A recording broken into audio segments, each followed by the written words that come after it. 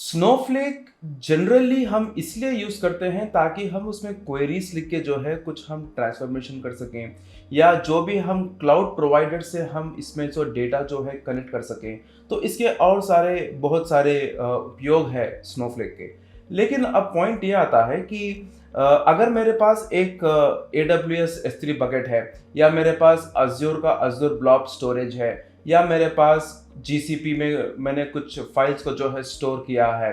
जब मैं ये सारे पर्टिकुलर क्लाउड प्रोवाइडर से जो है मेरे डेटा को वहाँ से मुझे अगर स्नोफ्लेक में लाना है, तो हम जनरली क्या करते हैं, हम ये करते हैं कि ताकि हम उसमें कुछ फाइल फॉर्मेट ऑब्जेक्ट क्रिएट करेंगे, हम स्टेज क्रिएट करेंगे, उसके बाद जो है हम कॉपी कमांड लिखेंगे, उसके बाद जो है हम उस पर्टिकुलर डेटाबेस में हम वो जो फाइल को जो है एक URL का जो हम लेके इसमें कॉपी करते हैं। तो ये जनरल प्रोसेस है जब भी हम कोई डेटा को अगर लोड करना है हमारे डेटाबेस में। लेकिन अगर इसे ऑटोमेट बनाना है, ताकि अगर आपने कोई भी पर्टिकुलर डेटा को आपके क्लाउड प्रोवाइडर में आपने अपलोड किया, तो तुरंत जो है एक नोटिफिकेशन देके वो पर्टिकुलर डेटा जो है आपके इस पर्टिकुलर डेटाबेस में उसे लोड होना चाहिए।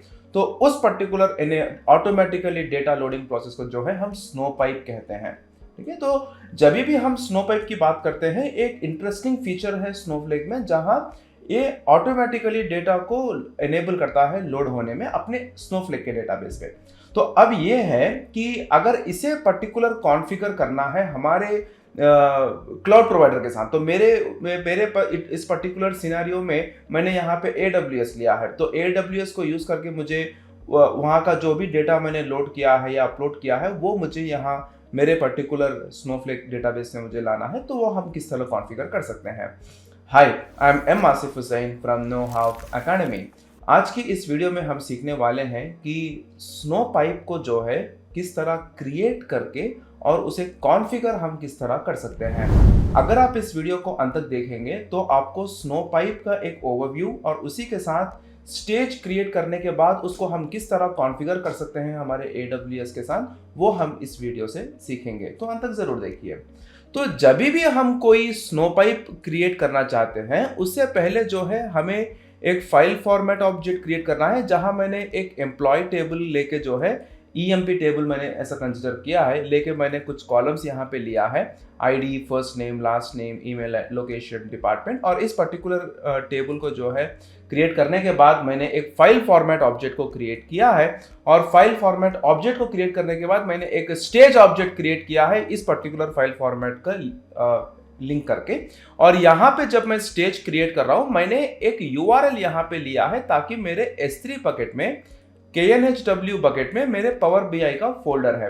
तो अगर आप यहाँ पे देखेंगे, मैंने AWS पे आया है, और AWS में आने के बाद मेरे पास बकेट्स जब मैं जाऊँगा तो मेरे पास 3 बकेट्स मैंने यहाँ पे क्रिएट किया है। और अगर मैं KNHW के बकेट में जाऊँगा तो मैंने पावर BI का एक फोल्डर है, इस पर्टिकुलर फोल्डर में मेरे पास 3 पर्टिकुलर फाइल्स हैं।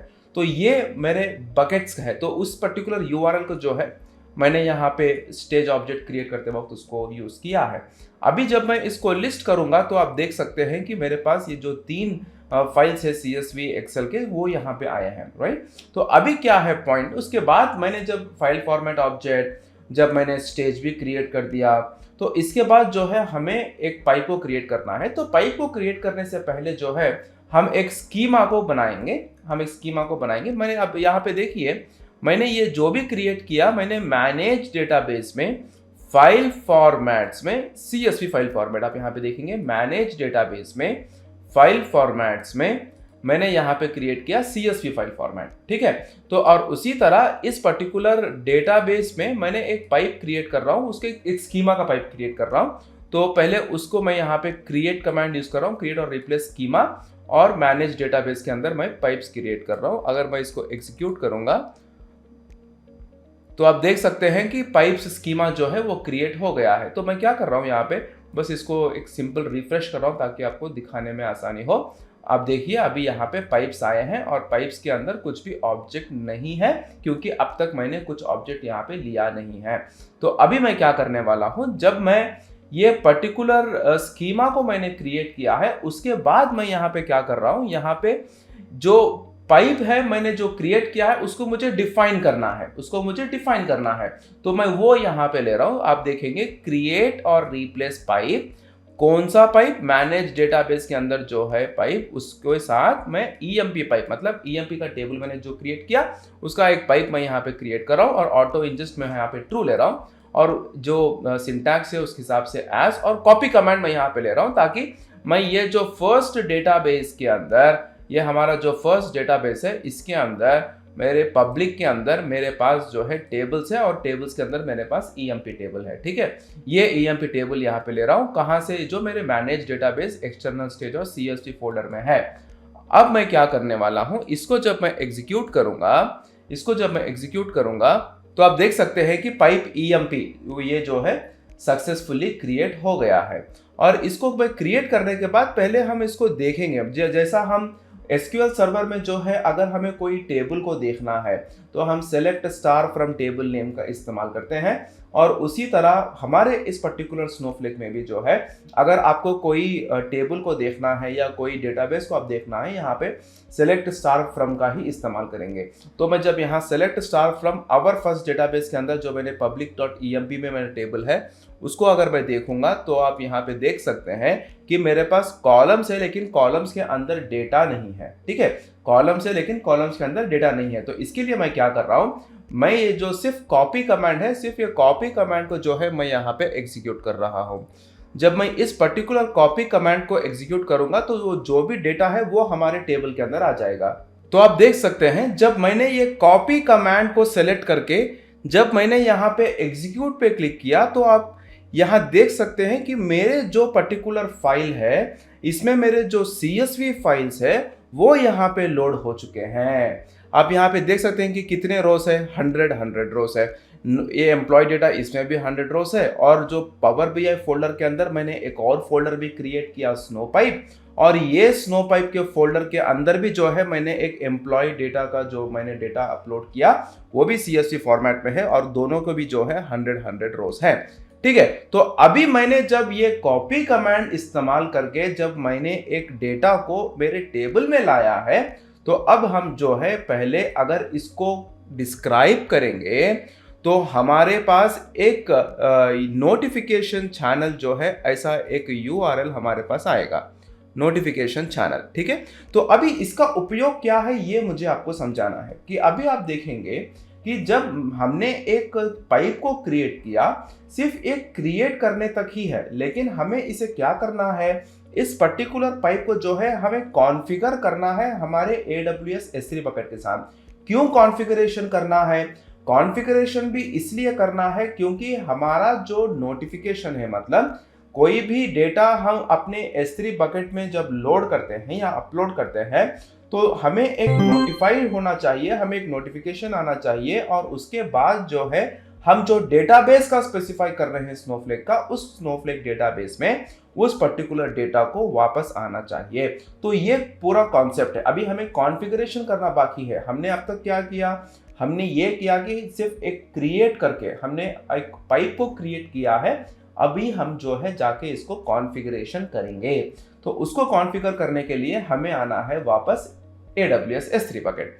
तो जब मैं वापस इस पर्टिकुलर AWS S3 बकेट में आऊंगा तो आप देख सकते हैं कि मेरे पास यहाँ पे 3 बकेट्स है, राइट। तो मैं जब ये बकेट पे क्लिक करूंगा KNHW, जो मैंने ऑलरेडी यही URL यहाँ पे लिया है, तो उसके अंदर मैं जब पावर BI में आऊंगा तो आप देख सकते हैं कि मेरे पास एम्प्लॉय डेटा का एक CSV फाइल है और एक फोल्डर है। उस फोल्डर के अंदर भी मेरे पास जो है एम्प्लॉय डेटा CSV का एक फाइल है। तो जब मैं वापस इस पर्टिकुलर फोल्डर पे आऊंगा, इस पर्टिकुलर बकेट्स के अंदर मैं जब नो हाउ पे क्लिक करूंगा तो मेरे पास यहाँ पे एक ऑप्शन है प्रॉपर्टीज। ये प्रॉपर्टीज पे जाने के बाद आप अगर नीचे आएंगे तो आपको एक ऑप्शन दिखेगा इवेंट नोटिफिकेशंस, जो अभी तक कोई भी नोटिफिकेशन नहीं है, इसलिए यहाँ पे 0 दिखाया गया है। अभी मैं क्या करूंगा, यहाँ पे आके क्रिएट इवेंट नोटिफिकेशन, तो मैं एक इवेंट का नाम मैं जस्ट लिखूंगा कि KNHW इवेंट, ऐसा मैं एक नाम लिख रहा हूँ। अगर आप कोई प्रीफिक्स ऐड करना चाहते हैं ये ऑप्शनल है, या सफिक्स भी ऐड करना चाहते हैं ये भी आपको ऑप्शनल है। मैं यहाँ पे ऑल ऑब्जेक्ट्स क्रिएट इवेंट्स, मतलब कोई भी ऑब्जेक्ट होगा तो मैं यहाँ पे इवेंट क्रिएट करने के लिए जो है मैं यहाँ पे इवेंट टाइप को इनेबल कर रहा हूँ।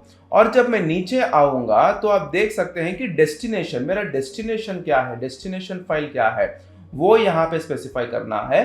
और बाय डिफॉल्ट जब आप इस प्रॉपर्टीज में आएंगे तो आपको लैम्डा फंक्शन यहाँ पे आएगा। अभी ये लैम्डा फंक्शन क्या है, इस पर्टिकुलर लैम्डा फंक्शन जो स्क्रिप्ट जो भी है ये S3 इवेंट्स के बेस के ऊपर रन होता है। तो अभी हमें ये नहीं होना है, हमें नोटिफिकेशन सेंड करना है हमारे SQS क्यू के साथ। तो उसके लिए मैं क्या करूंगा, SQS क्यू पे सेलेक्ट करूंगा और इसके स्पेसिफिकेशन जो हमने लिया है, जो स्पेसिफाई SQS क्यू, एक क्यू को स्पेसिफाई करने के लिए ये पूछ रहा है, तो उसके लिए मैं क्या करना है, मैं यहाँ पे एंटर SQS क्यू ARN है। तो ये ARN आपको कहाँ से मिलेगा, जब आप वापस स्नोफ्लेक में जाएंगे, जब मैंने कहा था आपको नोटिफिकेशन चैनल, ये पर्टिकुलर नोटिफिकेशन चैनल में आप जो भी यहाँ पे देख रहे हैं इस पर्टिकुलर को कॉपी करके आप जो है वापस आपके ARN के पास आके इसे पेस्ट करना है। तब आप इसको पेस्ट करने के बाद आप जब सेव चेंजेस करेंगे तो जो भी हमने किया वो सारे जो है सक्सेसफुली सेव होके एक इवेंट नोटिफिकेशन जो है क्रिएट हुआ है, जिसका नाम है KNHW इवेंट, जो है इवेंट, एक इवेंट क्रिएट हुआ है। अभी जब मैं वापस यहाँ ऑब्जेक्ट्स में आऊँगा और पावर BI में मैं जब जाऊँगा, सिर्फ यहाँ पे एक ही है, आप यहाँ पे देखेंगे। और मैं जब वापस यहाँ पे आके जब मैं इस particular select star from EMP को जो भी मैं एग्जीक्यूट करूँगा तो आप देख सकते हैं कि यहाँ पे जो है मेरा डेटा जितना भी है वो सारा डेटा यहाँ पे आ चुका है रोज 200 रो से। अगर मैं यहाँ पे जाके कोई और फाइल यहाँ पे जब मैं अपलोड करूँगा तो आपको जो है वो चेंजेस इमीडिएटली इस पर्टिकुलर डेटाबेस के अंदर आपको दिख जाएगा। ठीक है, तो इस तरह जो है हम एक स्टेज को क्रिएट करने के बाद उसे हमें क्या करना है, एक पाइप को क्रिएट करना है। जब हम पाइप को भी क्रिएट कर देते हैं तब हम जाके जो है इस पर्टिकुलर पाइप को हम अपने क्लाउड प्रोवाइडर के साथ उसको कॉन्फ़िगर करना है ताकि ऑटोमेटिकली डेटा एनेबल लोडिंग का जो प्रोसेस है वो आसानी हो।